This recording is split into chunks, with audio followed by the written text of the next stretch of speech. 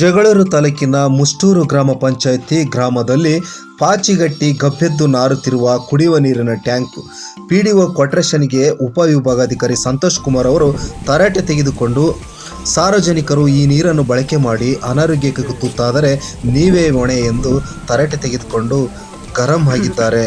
ಮುಷ್ಟೂರು ಗ್ರಾಮ ಪಂಚಾಯಿತಿ ಅಧ್ಯಕ್ಷರ ಅವಿಶ್ವಾಸ ನಿರ್ಣಯ ಸಂಬಂಧವಾಗಿ ಗ್ರಾಮ ಪಂಚಾಯಿತಿಗೆ ಭೇಟಿ ನೀಡಿದ ಸಂದರ್ಭದಲ್ಲಿ ಪಾಚಿಗಟ್ಟಿ ಗಬ್ಬೆದ್ದು ನಾರುತ್ತಿರುವ ಟ್ಯಾಂಕ್ ವೀಕ್ಷಣೆ ಮಾಡಿ ಸಿಬ್ಬಂದಿಗಳಿಗೆ ತರಾಟೆ ತೆಗೆದುಕೊಂಡ ಪ್ರಸಂಗ ಜರುಗಿದೆ.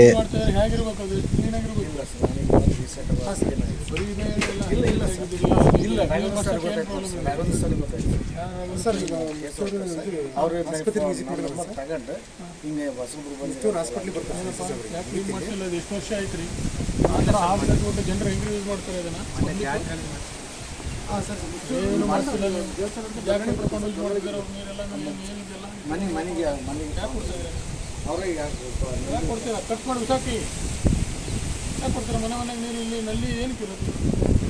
ಮನೆ ಕೊಟ್ಟಿಲ್ಲ ಒಂದು ನಿಮಿಷದಲ್ಲಿ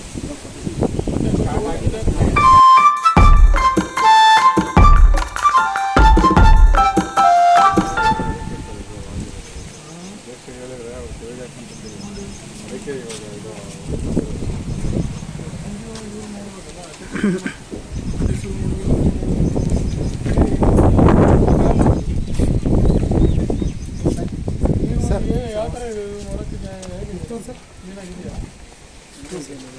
ನೀರಿನ ತೊಟ್ಟಿ ಯೂಸ್ ಮಾಡ್ತಾರಲ್ಲ, ಜನ ಯೂಸ್ ಮಾಡ್ತಾರೆ, ಹೇಗಿರ್ಬೇಕು? ಅದು ಕ್ಲೀನಾಗಿರ್ಬೇಕು. ಬರೀ ಇದೆ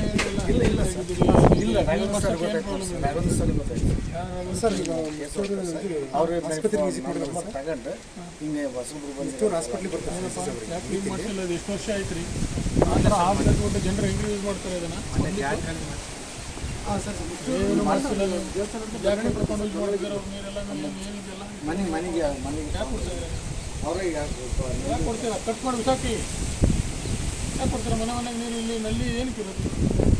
ಮನೆ ಕೊಟ್ಟಿಲ್ಲ ಒಂದು ನಿಮಿಷದಲ್ಲಿ